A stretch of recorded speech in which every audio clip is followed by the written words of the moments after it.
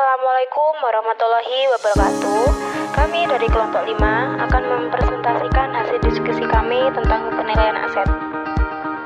Menurut skema AGIMA, penilaian aset merupakan suatu kegiatan penilaian dalam memberikan suatu estimasi atas nilai ekonomi suatu properti, baik harta berwujud maupun harta tidak berwujud. Berdasarkan hasil analisis terhadap fakta-fakta yang objektif dan relevan dengan menggunakan teknik, metode dan prinsip-prinsip penilaian yang berlaku. Menurut Bambang Sujono, tujuan dari penilaian aset meliputi penilaian untuk tujuan penjualan, penilaian untuk tujuan pembelian, penilaian untuk tujuan sewa, penilaian untuk tujuan jaminan mendapat pinjaman, penilaian untuk tujuan asuransi, penilaian untuk tujuan penggabungan perusahaan, penilaian untuk tujuan go public, penilaian untuk tujuan yang berkaitan dengan kebijakan pemerintah dan undang-undang.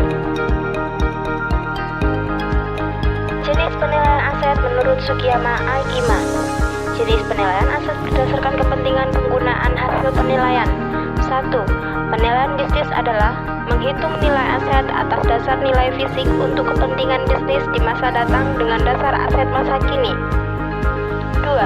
Penilaian properti adalah menghitung atau menilai aset atas objek yang dinilai secara fisik pada saat penilaian dilaksanakan. Penilaian internal dan eksternal menurut skema AGIMA.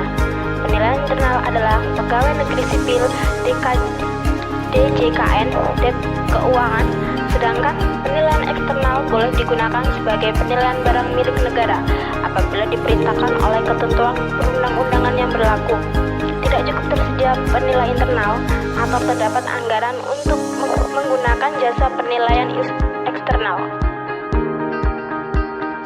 Hasil dari penilaian adalah laporan penilaian yang berisi 1. Uraian objek penilaian, 2. Tujuan penilaian, 3.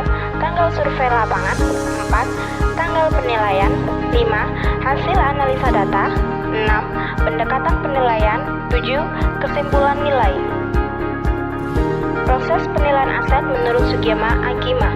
Terdapat 3 cara pendekatan yang digunakan dalam proses penilaian suatu properti, yaitu 1. Pendekatan perbandingan harga pasar. Dilakukan dengan cara membandingkan objek yang akan dinilai dengan objek yang nilai jualnya sudah diketahui.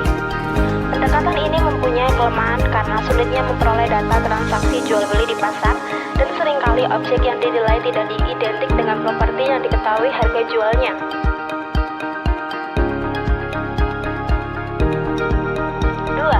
Pendekatan biaya dilakukan dengan cara memperkirakan biaya-biaya yang dikeluarkan untuk membuat atau mengadakan properti yang dinilai.